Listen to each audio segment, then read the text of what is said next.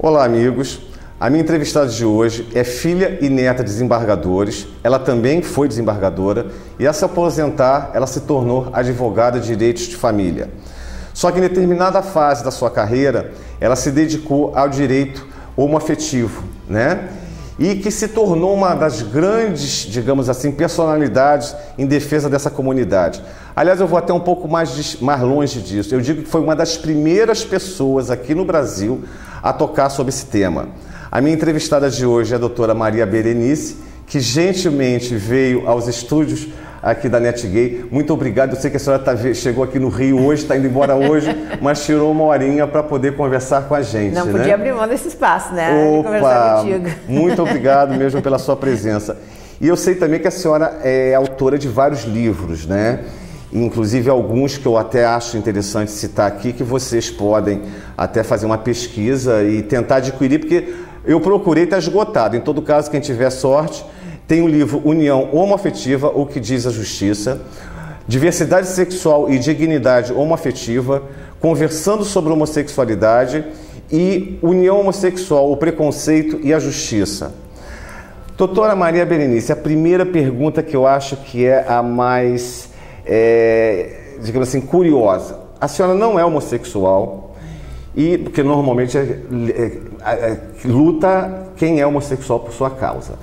Mas o que levou a senhora a se dedicar a esse segmento da sociedade? É que eu fui assim, eu fui alvo de uma perversa discriminação para entrar na magistratura. Eu fui a primeira mulher a ingressar na magistratura do Rio Grande do Sul e me doeu muito ver que as pessoas não me aceitavam lá pela minha condição de mulher. Então eu fiquei muito vulnerável a essa questão discriminatória. E isso foi o que me levou a trabalhar com direito de família.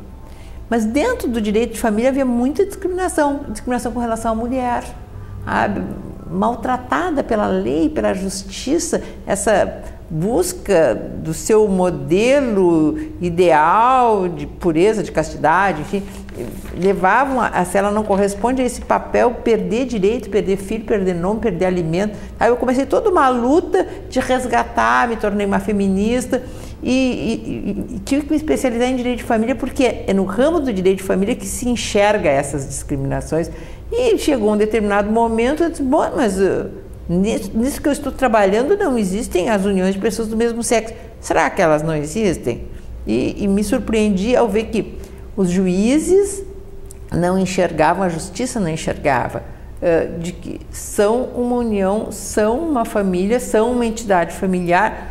Bem, então precisam ser tratadas dentro do direito de família como uma família, porque se não são família, não tem direito nenhum. Então, a realidade que eu me deparei e me surpreendeu muito, e eu me sensibilizei muito, foi isso. As uniões de pessoas do mesmo sexo, com todo o preconceito de que são alvo, os seus relacionamentos, quando morria um ou quando separava, as pouquíssimas ações que tinham, não eram julgados pelos juízes de família, eram julgados lá pelos juízes cíveis como uma sociedade de fato e não como uma sociedade de afeto. Ora, se é uma sociedade, se eles só são sócios, eles não têm direito a nada a não ser dividir lucros, ou seja, patrimônio. Mas pensão alimentícia, herança, nada disso tinha. Então, o meu movimento foi nesse sentido, buscar que se reconhecesse que essas uniões têm que estarem reconhecidas e abrigadas como direito de família, para ter essa auréola protetora que esses direitos têm. E foi isso que eu busquei. Então, eu fui a primeira pessoa no Brasil, isso já há mais de uma década, que comecei a sustentar e escrever e falar e decidir, né, enquanto magistrada, de que essas uniões são sim uma entidade familiar e merece toda a proteção, ainda que não se tenha lei. E aí que eu criei a expressão homoafetividade, para mostrar mais isso. Em primeiro lugar, porque às vezes as palavras, né, elas alimentam o preconceito, e chamar a atenção de que os vínculos são de afeto, não são relações só de natureza sexual. Que nem os vínculos heterossexuais, eles são heteroafetivos.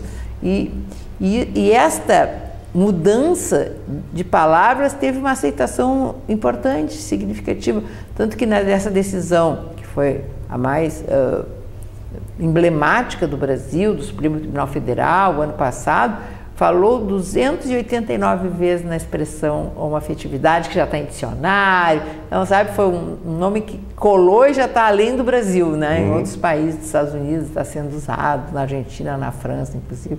Acho que é importante, às vezes, a troca de um nome, sabe, influencia, muda, né? Toda uma visão sobre isso.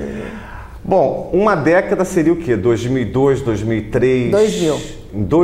Desde 2000 que a senhora já começou a, digamos assim, militar, por que não, né? Sim, sim, com certeza. Sou uma militante, uma ativista do movimento. Agora, de lá para cá, dentro do cenário que hoje em dia nós nos encontramos, a senhora acha que teve digamos assim, um avanço, um crescimento num contexto geral da inserção do homossexual dentro da sociedade, incluindo o direito de família, incluindo outros fatores também? Acho que a mudança tem sido significativa, principalmente por esses avanços que estão ocorrendo no âmbito do Poder Judiciário. Porque, assim, qual é o panorama que nós temos? Bom, nós temos um segmento da sociedade alvo de muito preconceito, de muita discriminação, sabe? Muito decorrente de uma perversidade de natureza religiosa, enfim, por esses casais desatenderem aquele preceito bíblico, crescei e multiplicai-vos, sabe? Tudo errado, né? Porque família não é simplesmente capacidade de procriar. Então, por essa influência perversa, há este segmento muito excluído. Em face da exclusão, não tem nenhuma lei, nenhuma legislação, nenhuma norma jurídica que reconheça direitos a eles. Então, eles, no fundo, estão quase excluídos do panorama, não são cidadãos, não têm direitos, não têm nada. Né? Então, estão à margem, condenados à invisibilidade, algo muito ruim. Agora, então, o que começou? Começou a justiça lá, desde que eu comecei nessa, a buscar e a reconhecer direitos. Isso vem crescendo, né? E no momento que cresce, também isso faz a sociedade mudar. Então, também socialmente isso tem significado. Porque, bom, se a justiça diz, se o tribunal diz, se o Supremo diz, sabe, isso vai flexibilizando um pouco, acho que leva as pessoas a aceitarem mais. Acho que está havendo uma mudança na sociedade em decorrência dessa mudança que está se levando a efeito através da justiça. Eu acredito que daqui a alguns anos, né, não sei se vão ser 2 anos ou 30 anos, né, o homossexual ele vai ter o espaço dele na sociedade como um cidadão comum, como qualquer outro. Eu acho que isso daí é uma bola que já começou a rolar a ladeira e ninguém consegue mais segurar. Né? É um caminho sem volta. É um caminho sem volta. Sim, com certeza. Mas a senhora acha que hoje em dia o maior empecilho para, digamos assim, essa conquista, essa aceitação de espaço do homossexual na sociedade parte de onde?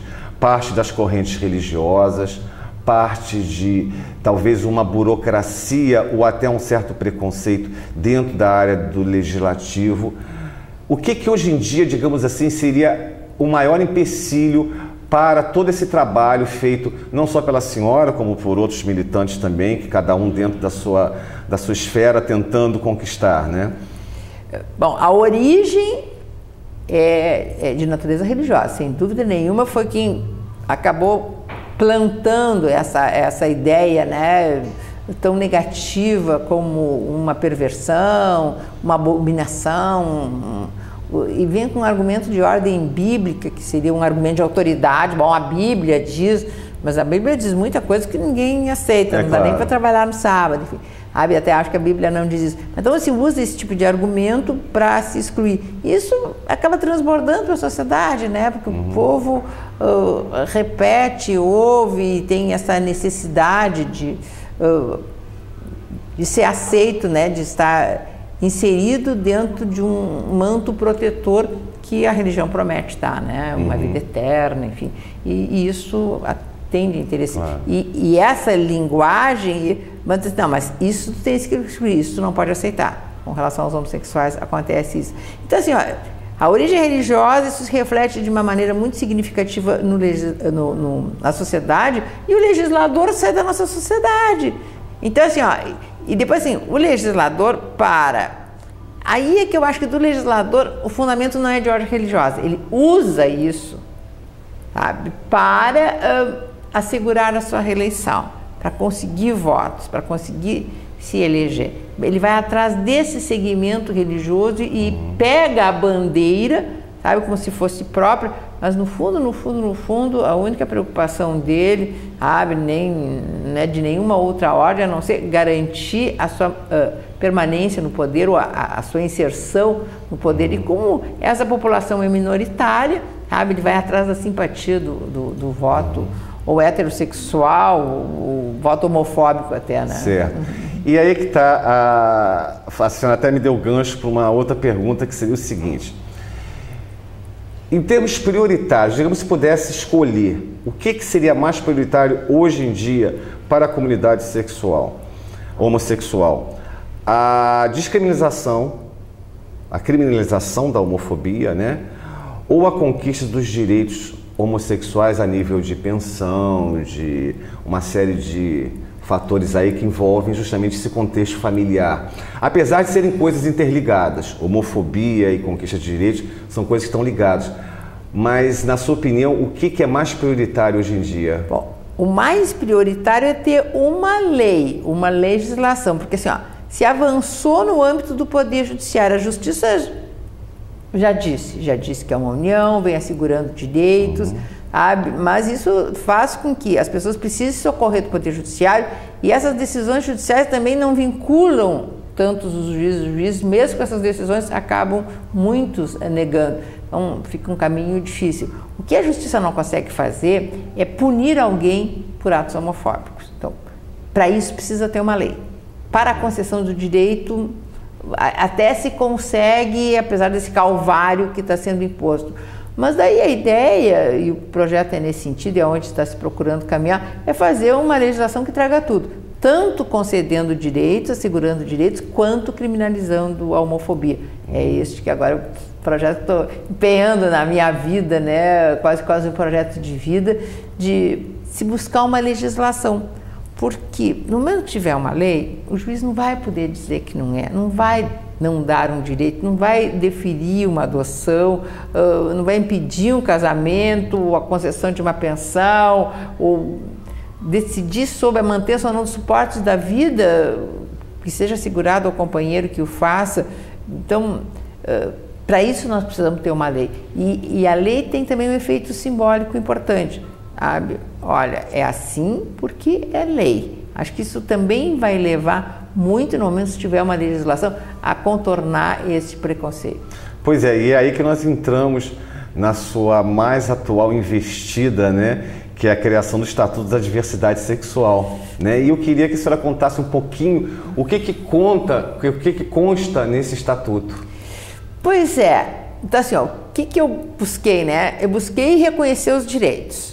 Era magistrada, a justiça reconhecer, mas tinha um número muito pequeno de processos, as pessoas não buscam, né, ações. E depois os advogados não têm coragem de entrar com as ações, têm medo de ser rotulados. Todas as pessoas que se revelam qualquer manifestação ou de simpatia, sabe, ou de reconhecimento, ou de sensibilidade com qualquer gay, lésbica, bissexual, travesti, sabe, já é rotulado, já tem medo de ser identificado, então há uma dificuldade muito grande. Então assim, ó, busquei, não consegui chegar a um número muito significativo, então me aposentei e comecei um movimento a âmbito nacional para, junto à Ordem dos Advogados, se criar comissões de diversidade sexual para qualificar os advogados, sabe, construir isso, trazer tudo que está sendo decidido, enfim, para se construir uma jurisprudência. E essas comissões, que agora já tem 66 no Brasil, e foi criada uma comissão nacional, a âmbito nacional, e eu sou a presidente da comissão nacional, que assumiu esse compromisso. Bom, então vamos fazer uma legislação. Quem tem mais legitimidade para fazer isso? No fundo são os advogados, porque os advogados que entraram com as ações, sabe? É eles que sabem as coisas onde estão acontecendo. E esse estatuto ele foi elaborado junto com os movimentos sociais, eles fizeram parte, e ainda há a possibilidade de se encaminhar sugestões, projetos. Ele ainda não foi apresentado, ele é um anteprojeto de lei, está disponível até na internet. E a ideia é essa. Então, o estatuto foi criado assim, por esse movimento junto à Ordem dos Advogados, onde está tudo lá, né? Então, todos os direitos que já foram conferidos, quer para os homossexuais, também uma proteção muito significativa para travestis e transexuais, que é o segmento mais discriminado, né? É verdade. Porque tem toda uma aliás, rejeição. discriminado dentro do próprio contexto gay, né? Pois Quer dizer, é. além do travesti, do transexual, ele ser discriminado pelos héteros, ele dentro da própria comunidade homossexual, da comunidade gay, ele também sofre discriminação, né? Não, e depois tem assim, ó, ele é o mais discriminado pela família, porque é uma orientação sexual mais visível. Então ele é expulso de casa muito cedo. Na escola também é o que é maior alvo do bullying homofóbico. Então tem um nível de escolaridade muito baixo e não tem uma aceitação social. Onde é que estão os travestis e transexuais? A gente entra em algum banco, eles estão no comércio, trabalhando ou não. Às vezes tem alguns guetos de mercado de trabalho, mais ligado à área artística, enfim. Então, se não tem essa habilidade para alguma coisa, não tem como entrar no mercado formal de trabalho. E isso acaba contingenciando que eles acabem na prostituição. Então, eles acabam sendo identificados como tal. Então, é um segmento que precisa ter um olhar mais atento. E isso está de uma maneira muito precisa no Estatuto, que assegura até cotas nos concursos públicos, né, para esse segmento de travestis e transexuais. Os homossexuais não, porque esse não tem assim, ó, como essa identidade não é tão aparente, não se pode então buscar, e acho que para isso não há esse tipo de discriminação. Então a ideia é trazer todos os direitos, também criminalizar a homofobia e indicar políticas públicas que nós temos que adotar, da polícia como é que atende, né, ao segmento, na saúde, onde é que fica internado, o uso dos banheiros públicos, por exemplo, travestis, transexuais, qual é que eles podem usar, né, no presídio também, onde é que eles vão ficar nos alojamentos juntos com os homens, travestis e transexuais, quando eles têm que ter uma cela especial, mas não dentro do presídio masculino, dentro do presídio feminino. E aí, por opção, ter uma cela especial ou não, porque da forma como está e como é no Brasil, olha, é algo terrível, né? Eles raspam a cabeça, enfim, nós sabemos o que acontece dentro dos presídios com essa população que precisa mesmo ser protegida e que não tem voz e não tem vez. Então, o que precisa? A sociedade se movimentar, porque nós temos, assim, são cidadãos que estão fora de reconhecimento, são vulneráveis. E esse movimento tem que ser feito por quê? Pelos homossexuais, eles não têm nem voz nem vez, sabe? Eles não têm respeitabilidade, aceitação. E daí a ideia de este projeto amplo, olha, não existe no mundo um projeto com essa amplitude, de ser ele apresentado por iniciativa popular. Olha, um desafio enorme. Mas é exemplo do que aconteceu com a Ficha Limpa. Né? Houve uma movimentação social, sabe? E se conseguiu avançar nesse sentido. Então, mais do que a apresentação de um projeto para um deputado, para um senador, olha, que até hoje nunca conseguiu se aprovar nada. O primeiro projeto, lá da Marta Suplicy, de 1995, não passou. O que criminaliza a homofobia, o PLC 122, também está tramitando. Agora a Marta Suplicy nem está mais no Senado, está como ministra, está parado. Assim, então vamos fazer uma legislação maior, mais ampla, mais poderosa e mais efetiva, e também assim, ó, buscar esta cumplicidade, né, da sociedade como um todo. Isso não é um projeto de lei de homossexuais para homossexuais. Acho que todo cidadão tem que buscar o reconhecimento do direito de todos. Porque todos somos ciosos dos nossos direitos e os outros também têm que ser. Na vida tem que um pouco se colocar no lugar do outro, saber um pouco sofrer a dor do outro. Então daí a ideia de se fazer um movimento de cidadania, das pessoas aderirem a este projeto. Porque, olha, ele é desafiante. O legislador não faz lei e para o povo buscar a lei é exigido 1% do eleitorado. Pois é, e aí que entra aquela questão de recolhimento de assinaturas, isso, né? Então, assim, está se vendo todo o movimento nacional para se buscar angariar estas assinaturas, essas adesões, para isso ser apresentado por iniciativa popular dentro da nossa Câmara dos Deputados. E isso pode ser feito online, né? A possibilidade de assinar a petição pública online, mas também assim, ó, não é só uma pessoa, diz, bom, então tá bem, eu vou lá, assino, isso é cidadania, mas nós temos que fazer mais, nós temos que repassar, sabe, pelo Twitter, essas redes sociais, Facebook, imprimir os formulários, passar os formulários para se conseguir chegar lá. A ideia é adentrarmos na Câmara com 5 carrinhos com as adesões todas, porque esses projetos encaminhados por iniciativa popular também tem isso, eles não podem ser arquivados. E acho que assim vai ser mais fácil de se resistir, sabe, desenvolver essa resistência do nosso legislador, que vem sempre com a alegação, não, a população, o povo, a sociedade não está pronto, não. Tanto está pronto que é o próprio povo que está indo atrás do reconhecimento dos direitos. E essa, digamos assim, esse estatuto na internet, está no site estatutodiversidadesexual.com.br, né? É www.estatutodiversidadesexual.com.br. Está lá o estatuto, está lá todo o material de divulgação, desde camisetas, enfim, que as pessoas fazem, então os modelitos dos formulários e o texto do estatuto, com as sugestões. Nós já recebemos mais de 200 sugestões. Eu acho isso importante, essa participação, abre, que encaminha, passa pela comissão e aos poucos nós estamos inserindo e aderindo a algumas delas. Antes, nós vamos finalizar o texto quando formos apresentá-lo, porque depois isso abre uma ampla debate, discussão dentro da própria Câmara e depois do nosso Senado, mas acho que essa é a maneira mais efetiva de se chegar lá.